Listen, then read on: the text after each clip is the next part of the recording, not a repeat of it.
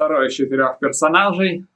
Самый маленький, укороченный. Оставил только вот лапки переделанные и голову. В общем, смотрите, сейчас сами все поймете.